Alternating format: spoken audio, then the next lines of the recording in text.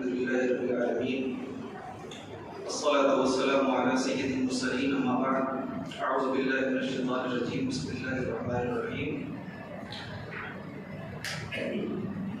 الحمد لله رب العالمين الرحمن الرحيم مالك يوم الدين إياك نعبد وإياك نستعين اهدنا الصراط المستقيم صراط الذين أنعمت عليهم غير المغضوب عليهم ولا الضالين آمين. ساری تعریفیں اللہ کے لیے ہیں. اللہ کا بے پناہ شکر و احسان ہے کہ اللہ رب العزت نے ہم سبھی لوگوں کو پھر سے رمضان جیسی نعمت سے رب ذوالجلال نے ہم لوگوں کو ملوایا، عطا کیا. پتہ نہیں جو لوگ ابھی موجود ہیں پھر اگلے سال وہ رہیں گے نہیں رہیں گے، جو لوگ پچھلے سال موجود تھے وہ اب نہیں ہیں. تو یہ اللہ کا چھوٹا موٹا انعام نہیں ہے، یہ اتنا بڑا انعام ہے کہ مومن اس کے احساس سے شکرانے کے طور پر اگر اپنی زندگی کے سارے الفاظ ضائع کر دے تو بھی اللہ تبارک و تعالیٰ کا شکر ادا کر سکتا. یہ میرا ایسا ایمانی جذبہ ہے. مجھے بھی پہلی مرتبہ آپ کے یہاں آنے کا اتفاق ہوا. میں دعا کرتا ہوں کہ اللہ تبارک و تعالیٰ آپ لوگوں نے جو امیدیں باندھی ہوں گی اس پہ پورا اتر میں تو صحیح بات کرنے کی توفیق بخشے. آج تراویح کی پہلی شب ہے، پہلی رات ہے. ہم لوگوں نے حافظ صاحب سے قرآن حکیم کی بڑی پیاری پیاری آیتوں سے ہم گزرے. پہلے پارے کی تلاوت ہوئی. سب سے پہلی سورت ہے سورۃ فاتحہ. یہ مکی ہے اور اس سورت کا سب سے پہلے سورہ فاتحہ کو صرف سورہ فاتحہ کہا جاتا ہے یا اور بھی اس کے کچھ نام ہیں، بہت سارے نام ہیں جن میں چند نام جو نمایاں طور پر لیے جا سکتے ہیں. وہ اس کا ایک نام ام القرآن بھی ہے، ام الکتاب بھی ہے، اس کا ایک نام دعا بھی ہے. لفظی طور پر بہت زیادہ جو لفظ جو نام مشہور ہے، معروف ہے، پرچلت ہے ہندی میں جس کو بولتے ہیں وہ ہے الفاتحہ. الفاتحہ کا اردو ترجمہ یہ ہوتا ہے آغاز کرنا، ابتدا کرنا، شروع کرنا، اسٹارٹ کرنا، اور ایک معنی ہوتا ہے کھولنے والی. یہ سورہ فاتحہ یہ اصل ہے کیا؟ دنیا کی جتنی کتابیں ہیں اب تک، الگ الگ مذاہب کی، الگ الگ دھرم کی، الگ الگ ریلیجن کی جو کتابیں ہیں، پستک ہیں، بک ہیں، آپ ان کو اٹھائیں گے تو اس کتاب کو شروع کرنے سے پہلے رائٹر جو ہوتا ہے وہ مختصر طور پر اپنا پیش لفظ، مقدمہ، تقریض اس کے اندر رقم کرتا ہے، لکھتا ہے. یعنی چند صفحہ اس کام کے لیے لاتا ہے تاکہ وہ لکھنے والا آنے والی کتاب کے اندر جو چیزیں موجود ہیں اس کے بارے میں مختصر شارٹ میں آپ کو انفارمیشن دے دے تاکہ مینٹلی طور پہ آپ تیار رہیے کہ آگے کیا چیزیں آنے والی ہیں. تو یہ جو سورہ فاتحہ ہے یہ دراصل قرآن حکیم کا دیباچہ ہے. اللہ تبارک و تعالیٰ نے اس سورہ فاتحہ کے ذریعے دراصل پڑھنے والوں کی ذہن سازی کی ہے. یہ کہہ سکتے ہیں کہ اگر قرآن حکیم کے بنیادی بیسک انفارمیشن کو اگر بہت شارٹ میں اللہ تبارک و تعالیٰ نے سائیکولوجیکل انسان کو بالکل تیار کرنے کے لیے کسی صورت کے اندر اگر لا کر کے رکھ دیا تو وہ سورہ فاتحہ ہے. سورہ فاتحہ پڑھنے کے بعد ایک سمجھدار آدمی ذہن کو یہ بناتا ہے کہ اگلی آیتوں میں، اگلے پاروں میں اللہ تبارک و تعالیٰ نے کیا چیزیں کہی. اس کے حوالے سے صحیح مسلم فضائل القرآن، جہاں پر صحیح مسلم جو حدیث کی دوسری معتبر کتاب ہے، جہاں پر قرآن کے فضائل کا بیان ہے، وہاں پر سیدنا ابن عباس رضی اللہ تعالیٰ عنہ سے روایت موجود ہے. حضرت ابن عباس فرماتے ہیں کہ اللہ کے رسول کے پاس جبرائیل امین بیٹھے ہوئے تھے اور اچانک ایک زوردار آواز سنی. حضرت جبرائیل امین نے آسمان کی طرف دیکھا اس کے بعد فرمایا جانتے ہیں کس چیز کی آواز تھی؟ حضرت جبرائیل نے جواب دیا کہ یہ آسمان کے ایک دروازے کے کھلنے کی آواز تھی۔ اس کے بعد حضرت جبرائیل نے کہا کہ یہ دروازہ آج سے پہلے کبھی نہیں کھلا تھا، اور پھر اللہ تبارک و تعالیٰ نے اس دروازے کے کھلتے ہی ایک فرشتے کو بھیجا جو آج سے پہلے کبھی نہیں آیا، اور اللہ تبارک و تعالیٰ نے آپ کو 2 نور عطا کیا ہے جو آپ سے پہلے کسی بھی نبی کو عطا نہیں کیا۔ وہ 2 نور کیا ہے؟ 2 نور یہ ہے، یہ سورہ فاتحہ اور سورہ بقرہ کی آخری 2 آیت، اور پھر یہ کہا گیا کہ ان 2 آیتوں کی تلاوت کے بعد اگر اللہ تبارک و تعالیٰ سے اگر آپ کوئی چیز مانگے تو اللہ تبارک و تعالیٰ آپ کی مانگ کو رد نہیں کرے۔ یہ سورہ فاتحہ کے بنیادی تعارف میں انٹروڈکشن بھی چند باتیں تھیں۔ اب سوال یہ ہے کہ الحمدللہ رب العالمین، یہ جو لفظ ہے الحمد، اس کا مطلب کیا ہوتا ہے؟ تعریفیں تو بہت ساری ہوتی ہیں، لیکن اس حمد کا مطلب کیا ہے؟ مفسرین نے لکھا ہے وصف المحمودی بکمال مع المحبت والاجلال، یہ تعریف ہے اس کی، یعنی محمود کے وصف کو کمال کے ساتھ، محمود کے وصف میں کمال، محبت اور تعظیم شامل ہو، اس کو حمد کہتے ہیں۔ کیا مطلب؟ مطلب یہ ہوا کہ جس ذات کی تعریف کی جا رہی ہے اس ذات کی تعریف کرتے وقت اس کے کمال، اس کی عظمت، اس کی برتری، اس کی بڑائی، اس کی کبریائی، اس کی تحمید و تقدیس، اس کے عظمت و جلال کا ذکر ہو، تب جا کر کے حمد ہو۔ مع المحبت والاجمال، اور اس کے اندر محبت اور تعظیم کا جذبہ چھپا ہوا، تب جا کر کے انسان اللہ تبارک و تعالیٰ کی حمد بیان کرتا ہے۔ یہ الحمد کی تعریف ہے۔ آگے اللہ نے فرمایا رب، یہ رب کیا ہے؟ کون ہوتا ہے رب؟ کس کو ہم رب کہہ سکتے ہیں؟ اس کی تشریح میں مفسرین نے لکھا ہے خالق، یہ 3 چیزیں، 3 بنیادی خصوصیت جس کے اندر ہوگی وہ رب ہوگا۔ وہ 3 بنیادی خصوصیت کیا ہے؟ سب سے پہلی خالق کل شیء، یعنی جو رب ہے وہ ہر چیز کو پیدا کرنے والا ہونا چاہیے۔ دوسری خصوصیت المالک کل شیء، ہر چیز پر اس کا دسترس اور اس کی ملکیت ہو۔ آگے ہے کہ المدبر لجمیع الامور، یعنی وہ اپنی مشیت کے مطابق احکامات جاری کرتا ہو، یعنی جو کہے اس کی بات رد نہ کی جائے۔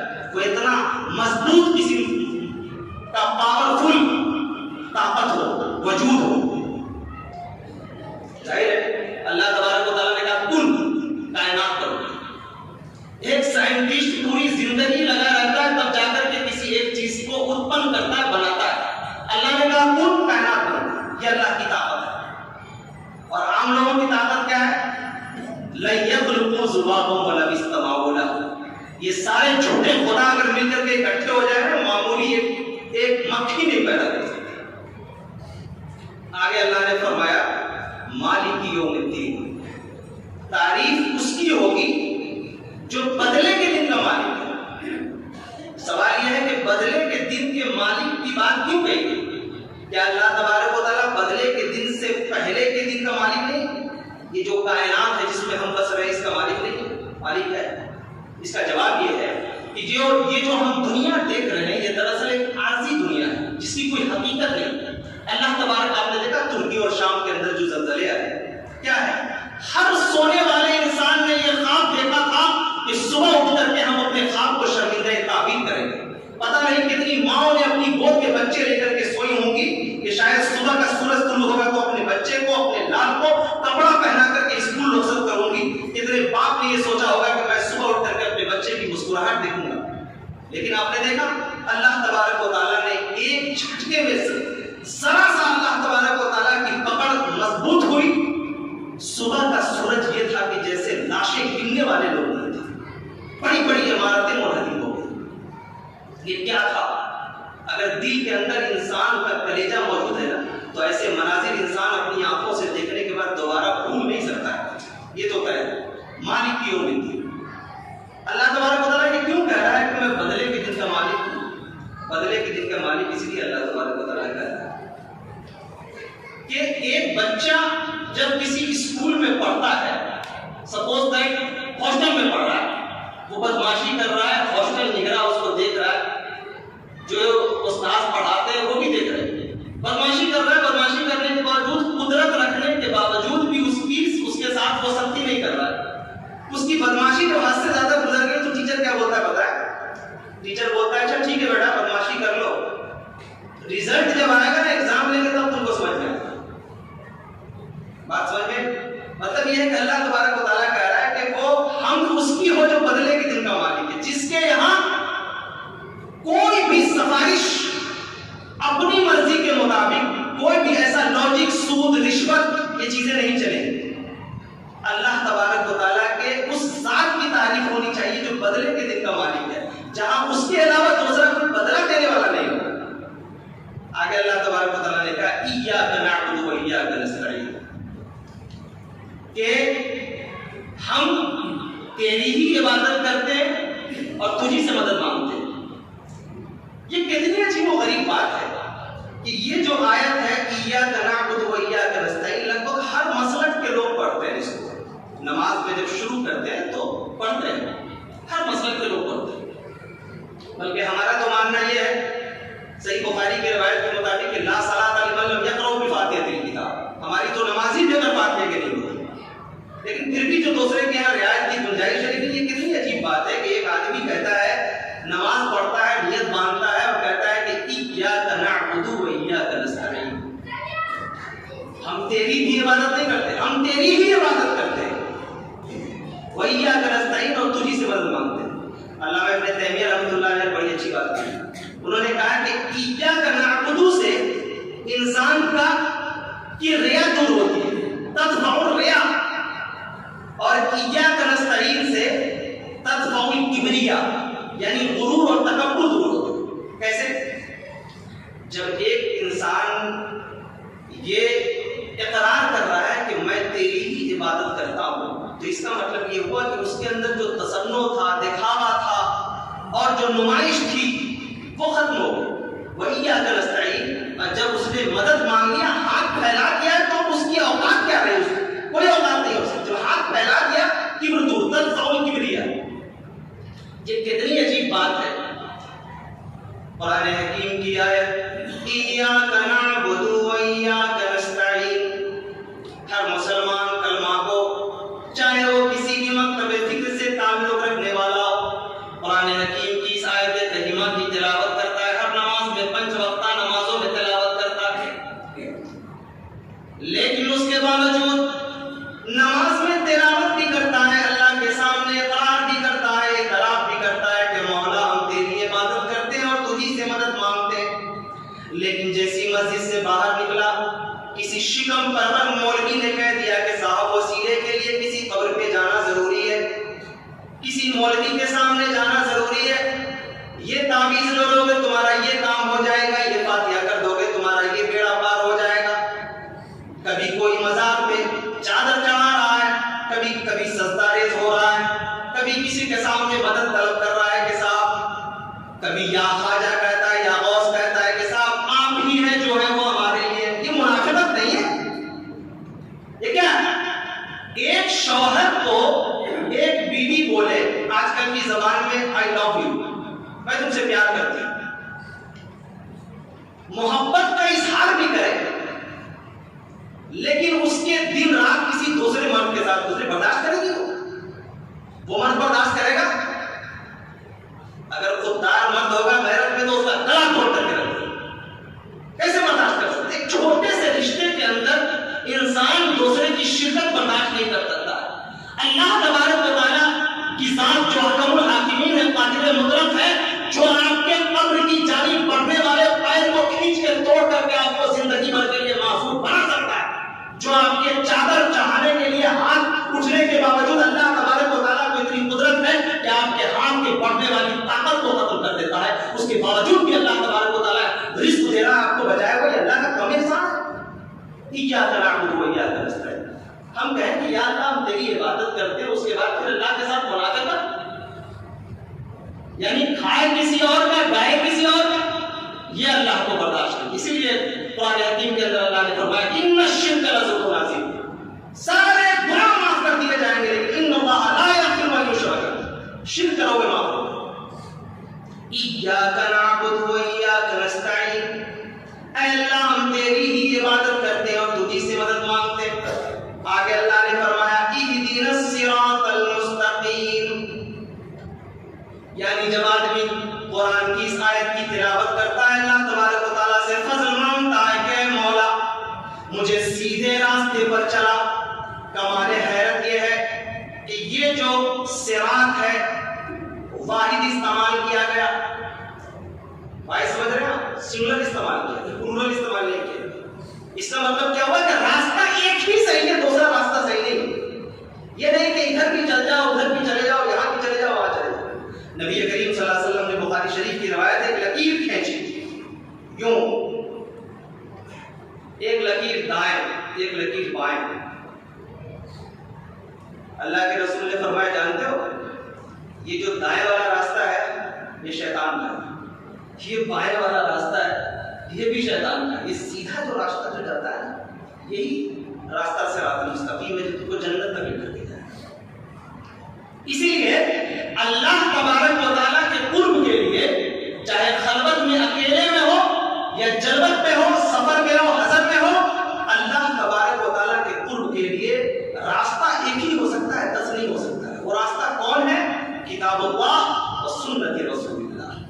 یہ دو راستہ ایسا ہے، یعنی اللہ تبارک و تعالیٰ سے قربت کے لیے آپ کو کسی دوسری بیساکھی کی ضرورت نہیں ہے، ایک دل ہے، اہدنا الصراط المستقیم۔ اللہ تو یہاں تک کہتا ہے کہ صاحب رات میں تم کو اگر کوئی تکلیف ہو کوئی پریشانی ہو نا اقرب الیہ من حبل الورید، میں تو تمہارے شہ رگ سے زیادہ قریب ہوں۔ اتنی محبت سے کوئی بولتا ہے یہ جاننے کے باوجود کہ میرا بندہ دن رات میں اس کو روزی دے رہا ہوں، کھلا رہا ہوں، پلا رہا ہوں، اس کے باوجود وہ میری نافرمانی کرتا ہے، میرے احکامات کو نہیں مانتا ہے، میرے رسول کے بتائے ہوئی تعلیمات کو نہیں سمجھتا، اس کے باوجود بھی اللہ فرماتا ہے کہ میں تمہارے شہ رگ سے زیادہ قریب ہوں۔ اور سوچئے دنیا کی ساری چوکھٹیں دیکھنے کے بعد جب لوگ تھک جاتے ہیں، اللہ کی بارگاہ میں جب سجدہ ریز ہو جاتے ہیں، رات میں اگر اس کی آنکھیں چھلکتی ہیں، اللہ اتنا رحیم ہے، میں نے دیکھا بڑے بڑے گناہ گاروں کے آنسوؤں کا بھرم رکھ لیتا ہے اللہ، یہ اللہ کی ذات۔ تو اہدنا الصراط المستقیم، راستہ کون ہے؟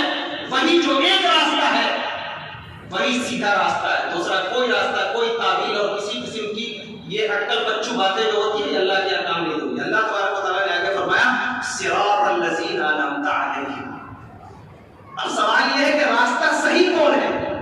تو وہی جس پر اللہ تبارک و تعالیٰ کا انعام ہے۔ انعام کن لوگوں پہ، اس کا بھی جواب قرآن حکیم کی اگلے پارے کے اندر موجود ہے۔ دوسری جگہوں پہ اللہ نے فرمایا اولئک الذین انعم اللہ علیہم من النبیین والصدیقین والشہداء والصالحین وحسن اولئک رفیقا۔ اللہ کا انعام نبیین پہ ہے، صدیقین پہ ہے، شہداء پہ ہے، صالحین پہ ہے۔ بہت سارے لوگ پتہ ہے آپ کو ایک جگہ صاحب کی تقریر سن رہے تھے، وہ کہہ رہے تھے کہ دیکھو نبی کا انعام نبیین پہ ہے، اللہ کا انعام نبیین پہ ہے، صدیقین پہ ہے، شہداء پہ، اور لگتے لگتے 4-5 باباؤں کے نام بھی گنا دیے کہ ان پر بھی اللہ کا انعام ہے۔ یہ سوچئے جوش جذبات میں، جوش عقیدت میں انسان قرآن کی آیتوں سے کھلواڑ کرنے لگتا ہے۔ مجھے تو حیرت ہوتی ہے کہ اللہ کے ایسے لوگ کیا منہ دکھائیں۔ اللہ نے فرمایا کہ ایسے لوگوں پر جن پر اللہ تبارک و تعالیٰ کا انعام ہے۔ اب سوال یہ ہے کہ اگر اس راستے پہ چل کے اللہ تبارک و تعالیٰ کی جنت ہمیں تلاش کرنی ہے تو ہمیں یہ دیکھنا ہوگا کہ جن پر اللہ تبارک و تعالیٰ کا انعام ہے، اللہ ان کا نام لے کر کے بتا رہا ہے، تو ان لوگوں کے اعمال کیا تھا، ان لوگوں کا طریقہ کیا تھا، ان لوگوں کا راستہ کیا تھا۔ کیا صحابہ کرام رضوان اللہ تعالیٰ علیہ مجمعین کے زمانے میں اصحاب رسول کے اللہ تبارک و تعالیٰ اللہ کے رسول کی زبان سے کوئی حدیث سننے کے بعد یا قرآن حکیم کی آیت سننے کے بعد اپنا دماغ لگاتے تھے؟ نہیں لگاتے، بالکل بھی نہیں۔ اللہ کے رسول معراج کے سفر سے واپس آئے، غار یار حضرت ابو بکر صدیق رضی اللہ عنہ سے فرمایا کہ ابو بکر جانتے ہو میں آسمان کی سیر کر گیا۔ حضرت ابو ابوبکر کے ایمان اور جوش اور جذبے کی یاد دیجیے کہ کیا جگر اللہ نے پیدا کیا تھا. نبی کی زبان سے سنا, کہا اللہ کے رسول میں مانتا ہوں. جہاں اس پر دماغ لگانا شروع کیا اٹکل کا چپ, سمجھیے کہ زندگی کا سارا نظام خراب ہو گیا. آگے اللہ نے فرمایا, آگے اس کہ وہ لوگ جو گمراہ ہوئے اس پر اللہ تبارک و تعالیٰ کا غضب نازل ہوا. آگے سورہ شروع ہوتی ہے سورہ بقرہ. یہ سورہ مدنی ہے اور ہجرت کے ابتدائی زمانے میں جب اللہ کے رسول مکے سے مدینہ ہجرت کرتے گئے تو ابتدائی زمانے میں یہ سورت نازل ہوئی. اس کی کچھ آیتیں اس میں یہ ہے کہ ذالک الکتاب لا ریب فیہ, یہ کتاب جو ہم پڑھ رہے ہیں اللہ فرماتا ہے کہ لا ریب. دوسری چیزوں کے بارے میں لوگ کہتے ہیں کہ اس میں کوئی شک نہیں, تو یہ ایک نارمل سا جملہ ہے. مجھے لگتا ہے کہ عربی کے اس لفظ کا کوئی متبادل شاید اردو میں نہیں لایا جا سکتا. یہ اتنا جامع لفظ ہے یہ کہ اس کا کوئی متبادل نہیں. مطلب یہ ہوا کہ اللہ تبارک و تعالیٰ نے قرآن حکیم کے بارے میں کہا کہ یہ ایسی کتاب ہے جس میں کوئی شک کی گنجائش ہی نہیں ہے. کسی ماں نے ایسا بیٹا نہیں جنا ہے جو قرآن کی کسی آیت کے اندر ایک ٹکڑے کے اندر غلطی یہ ثابت کر دے کہ قرآن کے اندر یہ خامی. اسی لیے قرآن نے بعض جگہ اللہ تبارک و تعالیٰ نے فرمایا فاتوا بسورۃ من مثلہ, اس کی کوئی حیثیت نہیں ہے, کوئی ایک ٹکڑا لا کر نہیں دکھا سکتا ہے قرآن کے متبادل. لا ریب فیہ, اس میں کوئی شک نہیں. میں ایک رائٹر ہوں, میں نے 3-4 کتابیں لکھی ہیں, سبھی گورنمنٹ سے چھپی ہوئی. مجھے معلوم ہے کہ جب ہم لوگ کتاب لکھتے ہیں تو کتاب کے شروع میں جب اپنا مقدمہ لکھ دیتے ہیں تو اپنے مقدمے کے یعنی رائٹر کا جو اپنا ہوتا ہے شروع میں, اس کے مقدمے کے ختم ہونے کے 2-3 لائن پہلے ایک جملہ لکھتے ہیں کہ بحیثیت انسان خطاؤں کا امکان ہے, ہو سکتا ہے کہ مجھ سے چوک ہوئی ہو. اگر میری کتاب میں کسی جگہ پر کوئی خامی نظر آئے تو آپ مجھے مطلع کریں بذریعہ کال یا مل کر کے, میں اس کو بنظر استحسان دیکھوں گا. میں آپ کا ممنون رہوں گا کہ آپ نے مجھے نشاندہی فرمائی, مجھے بتایا کہ میری کتاب میں یہ کمی. بڑے لوگ, جتنے بھی بڑے لوگ ہیں جن لوگوں کو نیشنل لیول پر انٹرنیشنل لیول پر جانا جاتا ہے, چاہے وہ بڑے نوبل نگار ہو یا آساز شخصیت ہو, برنارڈ شاہ ہو, شیکسپیئر ہو, ارسطو ہو, افلاطون ہو, جو بھی بڑے لوگ, گاندھی ہو یا اور بھی دوسرے لوگ جن لوگوں نے بڑی کتابیں لکھی ہیں, جن کی کتابیں مارکیٹ میں دستیاب ہے, پوری دنیا کے اندر پھیلی جاتی, وہ لوگ ضرور اپنے اخیر میں معروضات لکھ دیتے ہیں. کچھ کمی ہو سکتی. اللہ فرماتا ہے یہ میں نے قرآن کو اتارا ہے, میں نے اتارا. ایک رائلٹی ہے اس کے اندر, ایک قسم کا ایک خود اعتمادی ہے. اللہ فرماتا ہے کہ میں نے اتارا ہے. الف لام میم ذالک الکتاب, اس میں کوئی شک کی گنجائش نہیں ہے. چاہے تم پورا دماغ لگا لو, اپنے انگریزی لگا لو, شک نہیں نکال سکتے تم, اس میں کوئی کمی نہیں نکال سکتے. آگے اللہ نے فرمایا الذین یؤمنون بالغیب, الذین یؤمنون بالغیب ویقیمون الصلاۃ ومما رزقناہم ينفقون. اللہ فرماتا ہے مومنوں کے بارے میں کہ مومن کیسے ہوتے. ایمان, سب سے پہلے تو یہ جانیے کہ ایمان کیا ہے. اللہ فرماتا ہے, اللہ کے رسول نے, بلکہ بعض لوگوں نے لکھا ہے کہ ایمان کا مطلب یہ ہوا کہ جیسے کسی اندیکھی چیز پر یقین کرنے کو ایمان کہا جاتا. جیسے اللہ ہے, ہم نے دیکھا نہیں مان لیا جہنم ہے, میں نے دیکھا نہیں مان لیا جنت ہے, میں نے دیکھا نہیں مان لیا حشر کا میدان برپا ہوگا, دیکھا نہیں مان لیا صراط ہے, میں نے دیکھا نہیں مان لیا. یہ جو دیکھا نہیں مان لیا دراصل یہی ایمان کا اعلیٰ معیار ہے. کیا آپ نے یہ تسلیم کر لیا, اللہ نے بتایا, رسول اللہ نے فرمایا, اور آپ نے مان لیا, یہ ایمان کا اعلیٰ درجہ. اللہ فرماتا ہے کہ ایمان والوں کی خصوصیت کیا ہے. الذین یؤمنون بالغیب, کہ وہ غیب پر ایمان لاتے ہیں, ویقیمون الصلاۃ.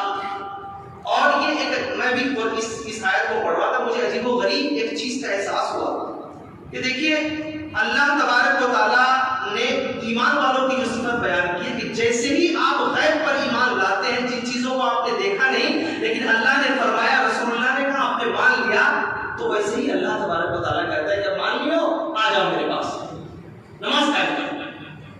اور نماز قائم کرنے کے بعد جو احساس کے اندر جو جذبہ اور جو احساسات پیدا ہوتے ہیں, یہ صرف وہی انسان محسوس کر سکتا ہے جس نے طبیعت سے نماز پڑھی. 5 خصوصیت بیان کی گئی ہے۔ سب سے پہلی، غیب پر ایمان رکھتے، یقیمون الصلاۃ، نماز قائم کرتے، ومما رزقناہم ينفقون، اللہ کی راہ میں خرچ کرتے۔ یعنی ایمان کا تقاضا یہ خاص طور سے رمضان کا مہینہ ہے۔ صحابہ کرام کا بیان ہے، حضرت عائشہ کا بیان کہ جب رمضان کا مہینہ آتا تھا تو اللہ کے رسول کثرت سے خرچ کیا کرتے تھے، اللہ کی راہ میں بہت ساری چیزیں دیا کرتے تھے۔ وَمِمَّا رَزَقْنَاهُمْ يُنْفِقُونَ، یعنی ایمان والوں کی یہ نشانی ہے کہ اللہ کی راہ میں خرچ کرتے، اس لیے کہ وہ اللہ کی امانت ہے۔ آپ دیکھتے نہیں کہ آدمی کے پاس پیسہ موجود ہے، لاکھوں کروڑوں موجود ہے، غریب بیچارہ فٹ پاتھ پہ چین کی نیند سو رہا ہے، لیکن ایک امیر کبیر آدمی ہے، پیسے کی کثرت ہے، اللہ کی لاٹھی تھوڑی سخت ہوئی، مضبوط ہوئی، پتہ یہ چلا کہ کوئی پرابلم ہو گئی، ساری دولتیں لگانے کے باوجود بھی شفا کا اور صحت ہونے کا کوئی امکان دکھائی نہیں دیتا۔ یہ کیا دولت کی یہی اوقات؟ اللہ فرماتا ہے کہ ایمان والوں کی خوبی ہے، وَمِمَّا رَزَقْنَاهُمْ يُنْفِقُونَ، اللہ کی راہ میں خرچ کرتے۔ آگے اللہ نے فرمایا وَالَّذِينَ يُؤْمِنُونَ بِمَا أُنزِلَ إِلَيْكَ وَمَا أُنزِلَ مِن قَبْلِكَ، اور اللہ تبارک و تعالیٰ نے جو قرآن حکیم نازل کیا اس سے پہلے انبیاء کرام علیہ الصلوۃ والتسلیم پر جو کتابیں نازل کی گئی اس پر بھی ایمان لانا ضروری ہے۔ وَبِالْآخِرَةِ هُمْ يُوقِنُونَ، اور آخرت کے دن پر ایمان لانا ضروری ہے، یقین کرنا ضروری ہے کہ آخرت قائم ہوگی، اس لیے کہ جیسے ہی انسان کے کلیجے سے آخرت کا احساس ختم ہوتا ہے، انسان ایسی عیش پرستی میں پڑ جاتا ہے کہ پھر اس کو زندگی کی ساری راہیں لگتا ہے کہ اس کے لیے آسان ہے۔ آپ دیکھتے نہیں کمیونسٹوں کو، اس کے یہاں کوئی ریلیجیس کا کوئی فلسفی نہیں ہے، کوئی فلسفہ نہیں ہے، کوئی لاجک نہیں ہے، کیا ہے اس کے یہاں بس کھانے پینے کی طرح جسم ہے، اس کی الگ الگ شاخیں جو ارسطو نے اور کارل مارکس وغیرہ نے جو چیزیں کتابیں لکھی ہیں اور لوگوں کو آزاد کر دیا۔ آپ دیکھیے بڑی بڑی یونیورسٹیوں میں دنیا کے جو لوگ کمیونسٹ اور کمیونسٹ مائنڈ کے لوگ ہیں، ان کے یہاں مذہب کی کوئی اہمیت نہیں۔ مذہب دراصل اگر شارٹ میں اگر یہ بتائیں تو جہاں جہاں انسان کے قدم معصیت کے لیے بھٹکتے ہیں، جہاں پر سے انسان سے ہٹ کر کے حیوانیت کی سرحد میں داخل ہوتا ہے، وہاں مذہب آپ کو کنٹرول کرتا ہے کہ بیٹا آگے بڑھو، کنٹرول کرو۔ یہ مذہب کی خصوصیت ہے۔ آخرت کا تصور انسان کو ایسی ایسی معصیت اور گناہوں سے بچاتا ہے جو آپ تصور نہیں کر سکتے ہیں۔ جن قوموں کے پاس آخرت کا تصور نہیں ہے، آپ دیکھیے ان کے یہاں برائی کتنی زیادہ ہے، وہ کیسے بے لگام ہے۔ آپ خوش نصیب ہیں کہ اللہ تبارک و تعالیٰ نے آپ کو آخرت کا تصور دیا۔ آگے اللہ تبارک و تعالیٰ نے فرمایا فی قلوبہم مرض، آگے چل کر کے اللہ تبارک و تعالیٰ نے ایمان والوں کے لیے 3 آیتیں، کافروں کے لیے 2 آیت، منافقوں کے لیے مکمل 13 آیت نازل کی۔ اللہ نے فرمایا کافروں کے بارے میں کہ فی قلوبہم مرض، ان کے دل میں مرض لاحق ہے، بیماری لاحق ہے۔ سوال یہ ہے کہ دل میں بیماری لاحق ہے، اس کا پتہ کیسے چلے گا بھائی؟ کیسے پتہ چلے گا کہ بیماری لاحق ہے؟ اس کا پیمانہ یہ ہے کہ اگر دل میں آپ کے نیگیٹو فیلنگ آتی ہے، منفی جذبہ آپ کے اندر آتا ہے، برائی کا جذبہ پیدا ہوتا ہے، اس کا مطلب آپ کا دل بیمار ہے، آپ کے دل کو ٹھیک کرنے کی ضرورت ہے۔ جب آپ کے دل میں پوزیٹو خیال پیدا ہوتا ہے، اچھے خیالات آتے ہیں، اللہ کا ڈر ستاتا ہے، انسانیت کے اکرام کا جذبہ پیدا ہے، تو اس کا مطلب یہ ہے کہ آپ کا دل ٹھیک ٹھاک ہے۔ تو دل کو تولنے کا پیمانہ کیا ہوا کہ اگر دل میں اچھا خیال پیدا ہوتا ہے تو آپ کا دل ٹھیک ہے، دل میں برا خیال پیدا ہوتا ہے، انتقام کا جذبہ پیدا ہوتا ہے، اپنے بھائی کا پیر پکڑ کے کھینچنے کا جذبہ پیدا ہوتا ہے، نماز آتے وقت دل کرتا ہے کہ چلو 20 منٹ بیٹھ جاتے ہیں دکان پر، تھوڑا دیر گیم کھیل لیتے ہیں، تھوڑا دیر یہ کر لیتے ہیں، وہ کر لیتے ہیں، پھر دیکھیں گے ارے یار اللہ تبارک و تعالیٰ نے یہ کلمات جیسے ہی اللہ اکبر کی صدائیں آپ کے کان میں پڑی اور صرف مسجد کے علاوہ کوئی چیز نظر نہیں آئی تو دراصل آپ کا دل ٹھیک ٹھاک ہے۔ غصہ اٹھا ہے، آپ نے ہاتھ اٹھایا ہے کہ اس کا سر پھوڑ دو، یاد آیا کہ اللہ کے رسول نے فرمایا کہ پہلوان وہ ہے جو غصے کو قابو میں کرتا ہے، آپ کا دل ٹھیک ہے۔ پیسہ کا آپشن موجود تھا کہ اگر حرام کاری کریں گے تو میرے پاس دولت کی فراوانی ہو جائے گی، لیکن آپ نے اپنے آپ کو محفوظ کیا کہ اللہ تبارک و تعالیٰ کی جنت اور دوزخ کی جو انتظار کر رہی ہے، تو یہ دراصل آپ کا دل ٹھیک ٹھاک ہے۔ آگے اللہ تبارک و تعالیٰ نے فرمایا یہاں پر جہاں پر اللہ نے فرمایا فرشتوں سے وَإِذْ قَالَ رَبُّكَ لِلْمَلَائِكَةِ إِنِّي جَاعِلٌ فِي الْأَرْضِ خَلِيفَةً، اللہ نے فرمایا فرشتوں سے کہ فرشتوں میں زمین پر اپنا خلیفہ بنا کر کے بھیجنے والا۔ فرشتے نے کیا کہا پتہ ہے؟ وَيَسْفِكُ الدِّمَاءَ فِيهَا مَن يُفْسِدُ فِيهَا وَيَسْفِكُ الدِّمَاءَ. کیا تو ایسا خلیفہ بنانا چاہتا ہے جو زمین میں فساد برپا کرے گا اور خون بہائے گا؟ فرشتوں نے حیرانی سے پوچھا. اس سے کیا پتا چلا؟ پتا یہ چلا کہ جو انسان زمین میں فساد برپا کرتا ہے یا خون بہاتا ہے، فرشتوں کو اس سے نفرت ہے. اس لیے فرشتوں کی نظروں میں اگر محبوب ہونا چاہتے ہیں تو یہ دونوں چیزیں اپنے سینے سے نکالتے ہیں. یہاں پہ رک کر کے میں عرض کروں کہ جو لوگ یہ کہتے ہیں کہ اسلام ٹیررسٹ کا مذہب ہے، جہاں قتل و غارت گری ہے، ان کے منہ پر ایسی آیتیں مار دینی چاہیے کہ دیکھو ہماری قرآن کی آیت تو یہ کہتی ہے کہ صاحب جو فساد برپا کرے، جو انسانیت کے سکون کو تباہ کرے، یا کسی کو بے گناہ کے اوپر ہاتھ اٹھائے، یا کسی کے قتل و غارت گری کرے، اللہ تبارک و تعالیٰ نے ڈانٹ لگائی ہے، کہا کہ اس سے فرشتوں کو نفرت ہوگی. آگے اللہ تبارک و تعالیٰ نے فرمایا وَيَا آدَمُ اسْكُنْ أَنْتَ وَزَوْجُكَ الْجَنَّةَ. اللہ تبارک و تعالیٰ نے آدم علیہ السلام کا ذکر کیا کہ اللہ تبارک و تعالیٰ نے جب حضرت آدم علیہ السلام کو اور ان کی بیوی کو کہا کہ جا جنت میں تیری طبیعت میں جو ہے وہ کھا لے اور رہ اپنا آرام سے، لیکن اس درخت کے قریب نہیں کر. یہاں پر ایک مفسر نے بڑی اچھی بات نقل کی ہے. کہتا ہے کہ متطلبات الحیات الکریمہ، کہ ایک اچھی زندگی کے تقاضے کیا ہیں، ڈیمانڈ کیا ہے. یعنی ایک انسان کو کیسے سمجھا جائے کہ میری زندگی اچھی ہے، یہ کیسے سمجھا جائے؟ کہتا ہے کہ اچھی زندگی کے لیے 3 چیزیں بہت ضروری ہیں. کیا؟ گھر. جیسے اللہ تعالیٰ نے کہا جنت میں داخل کیا، بیوی عطا کی اور جنت جیسی جگہ دی اور نعمتیں دی. کہتا ہے کہ سب سے پہلی شرط تو یہ ہے کہ گھر ہو، دوسری شرط یہ ہے کہ بیوی ہو، اور تیسری شرط یہ ہے کہ لقمۃ الحریہ، یعنی ایسا لقمہ جس کو آزادی سے انسان کھا سکے. یہ نہیں کہا کہ لقمۃ الملغوبہ جو اصل بولتے ہیں، ایسا لقمہ نہیں جو طرف ہو، مرکن سے لقمۃ الحریہ، کھانا لقمہ اس کے حالت میں ایسا جائے جس کو آزادی سے پرسکون ہو کر کے بغیر کسی ڈپریشن کے دباؤ کے وہ کھاتا ہے. دراصل کامیاب زندگی کے اور پرسکون زندگی کی یہ 3 علامتیں ہیں. اگر وہ کھانا جھوپڑی میں بیٹھ کر کے سکون سے کھا رہا ہے تو اس کو یہ یاد رکھنا چاہیے کہ اس کی پرسکون زندگی کی وہی ضمانت. اگر پرسکون زندگی چاہیے تو یہ 3 چیزیں بہت ضروری ہیں. ایک مکان میں بھی شرط نہیں لگایا کہ پختہ مکان، بیوی ہونی چاہیے، اور 2 کھانا لقمۃ الحریہ جس کو آدمی آزادی سے کھا سکے.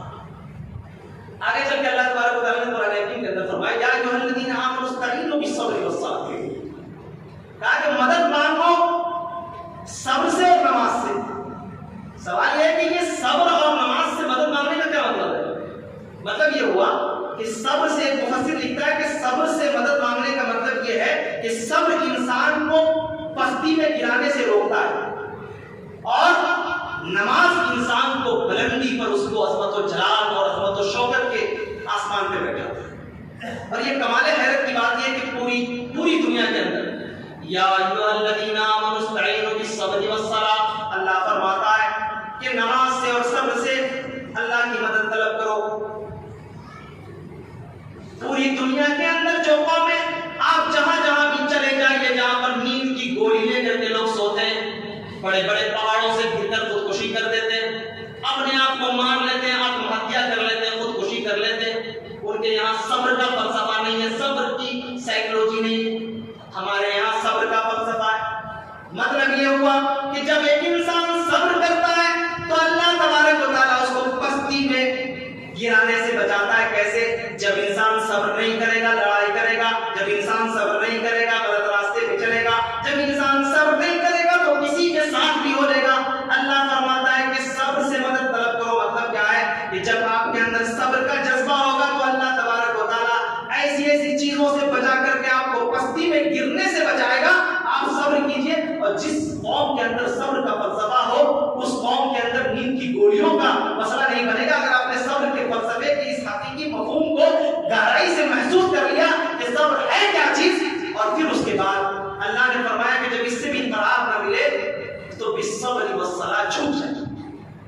اللہ بہت ٹوٹا ہوا، اے اللہ بہت پریشان ہوں، صبر کیا تھا، اے اللہ تیرا بندہ ہوں نا، کمزور ہوں، اے اللہ بہت صبر کیا تھا، زمانے میں بہت ستایا ہے، پریشان ہوں، اے اللہ میں چاہتا ہوں کہ لوگوں کے سامنے ہاتھ پھیلاؤں، لیکن اللہ میرا کلیجہ ایسا، میں خوددار اور غیرت مند آدمی ہوں، اے اللہ میں نے صبر کیا ہے، میرے اندر وہ طاقت نہیں ہے مولا کہ میں مزید صبر کر سکوں، اللہ کے پاس جھک جاتا ہے۔ اللہ فرماتا ہے نماز سے بھی مدد طلب، جب جھکتے ہیں اللہ کے سامنے، جب سجدہ ریز ہو کر کے، اب اس سے زیادہ سرنڈر کا بھی کون راستہ بچ جاتا ہے؟ جو اللہ خالق ہے، مالک ہے، جو آپ کے سب گناہوں کے باوجود آپ کو رزق دے رہا ہے، کیا اس اللہ کی بارگاہ میں رات کی تاریکی میں جھک کر اگر آپ نے چند قطرے آنسو بہا دیے تو کیا اللہ تبارک و تعالیٰ اتنا سخت ہے کہ آپ کے آنسو کو رائگا کر دے گا؟ بالکل بہا کر کے دیکھیے، ایک بار بہا کر دیکھیے۔ اسی لیے کسی آدمی نے بڑا اچھا جملہ لکھا کہ جب عام حالات میں جب لوگ روتے ہیں تو لوگ دیکھ کر کے اس کو رونے لگتے ہیں، لیکن جب مومن کی آنکھیں برستی ہیں تو جہنم کا شعلہ بجھنے لگتا ہے۔ اللہ بہاؤ آنسو کو اللہ کی بارگاہ میں، دیکھو کتنا سکون ملتا ہے۔ کہاں کہاں تم لے کر کے اپنے آنکھ ڈھولے پھر رہے ہو اپنے آنسو کو باہر، کبھی مزاروں کے پاس، کبھی قبروں کے پاس، کبھی کسی آدمی کے پاس، کبھی وکیل کے پاس، کبھی جج کے پاس، اللہ کے سامنے بہاؤ نا۔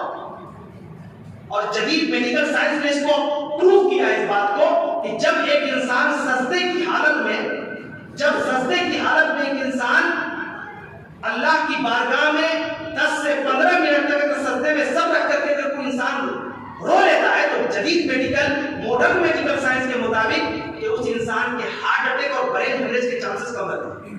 اللہ، لیکن ہم نے اس سجدے کو اتنا ہلکا سمجھ لیا۔ بڑا اچھا شعر کہا کسی نے کہ وہ ایک سجدہ جسے تو گرا سمجھتا ہے 1000 سجدوں سے دیتا ہے آدمی کو بجا۔ تم ایک سجدے سے اپنے آپ کو بچا رہے ہو، تم یہ نہیں جانتے ہو کہ اس ایک سجدے کی وجہ سے کتنے درگاہوں کے دروازے بند ہو جائیں گے، تم نہیں سمجھتے ہو؟ آگے اللہ نے فرمایا وَتِلْكَ أَمَانِيُّهُمْ قُلْ هَاتُوا بُرْهَانَكُمْ إِن كُنتُمْ صَادِقِينَ۔ آگے چل کے بیچ میں بنی اسرائیل کا ذکر ہے، جو آپ نے سنا ہوگا کہ بنی اسرائیل نے کتنے مسائل پیدا کیے موسیٰ علیہ السلام کے پاس، اور اس میں یہ پیغام دیا کہ کثرت سوال سے مسائل اور احکام سخت ہو جاتے ہیں۔ آگے اللہ تبارک و تعالیٰ نے فرمایا تِلْكَ أَمَانِيُّهُمْ، یہودی اور عیسائیوں کے بارے میں کہا گیا کہ یہ لوگ کہتے ہیں کہ جنت میں دوسرے لوگ اس وقت تک داخل نہیں ہوں گے جب تک ہم لوگ میں داخل ہو جائیں۔ آج لوگ کہتے ہیں نا الگ الگ مسلک کا ایک فارمولہ لے کر کے لوگ گھوم رہے ہیں۔ کیا گھوم رہے ہیں؟ سب سے پہلے ہمارے مسلک کے لوگ جائیں، سب سے پہلے ہمارے مسلک کے لوگ جائیں، سب سے پہلے ہمارے مسلک کے لوگ جائیں۔ بھائی وہاں مسلک کوئی کام نہیں دے گا۔ اللہ نے فرمایا تِلْكَ أَمَانِيُّهُمْ قُلْ هَاتُوا بُرْهَانَكُمْ إِن كُنتُمْ صَادِقِينَ۔ اللہ فرماتا ہے کہ یہ سب صرف تمنائیں ہیں، آرزوئیں ہیں، کلپنائیں ہیں۔ خیالی پلاؤ پکانے سے کون رکھتا ہے؟ تم سوچو کہ ہم جنت میں گھوم رہے، تم سوچو کہ ہم لندن میں گھوم رہے۔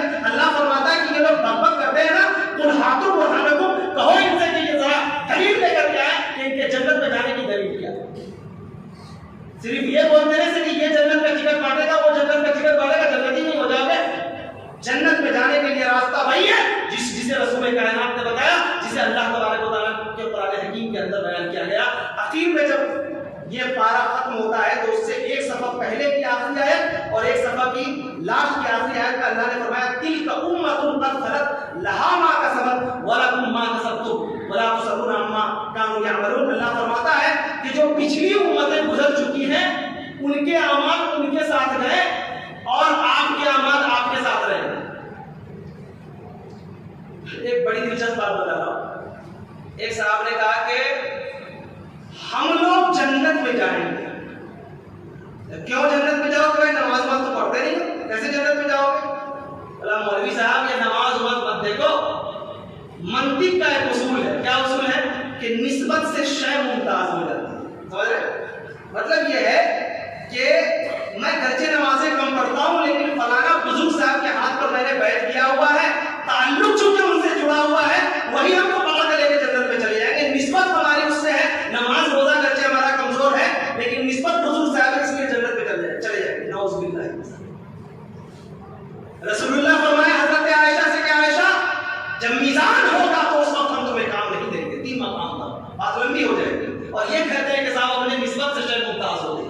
اللہ تبارک و تعالیٰ کے یہاں نسبت کام نہیں دے گا، اللہ تبارک و تعالیٰ کے یہاں تمہارا عمل کام دے گا۔ اللہ فرماتا ہے تِلْكَ أُمَّةٌ قَدْ خَلَتْ لَهَا مَا كَسَبَتْ، تو میں نے ان سے یہ کہا کہ نسبت ہی جوتے کو سر پہ رکھ لو، اس کی نسبت بڑھ جائے گی، اس کو ٹوپی کا مقام دے دیا جائے گا. ایسا ہو سکتا ہے؟ دنیا دیکھے کہ بیوقوف جا رہا ہے، دیکھو جوتا کو پیر میں پہننا چاہیے، سر پہ لگا لیا. نسبت ہی کی بات ہے تو نسبت تو کسی سے بھی ہو گئی ہے صاحب. تلک امۃ قد خلت لها ما کسبت ولکم ما کسبتم ولا تسألون عما كانوا يعملون. اللہ فرماتا ہے کہ پچھلی جو امتیں گئی ہیں ان کا عمل ان کے ساتھ ہے، تمہارا عمل تمہارے ساتھ ہے. اللہ کے یہاں صرف تمہارا عمل جائے گا. یہ چند باتیں تھیں، چند مخصوص آیتوں کی اللہ تبارک و تعالیٰ سے دعا کرتے ہیں عالمین ہم تمام لوگوں کو سننے اور سمجھنے سے زیادہ اس پہ عمل کرنے کی توفیق عطا فرما. وآخر دعوانا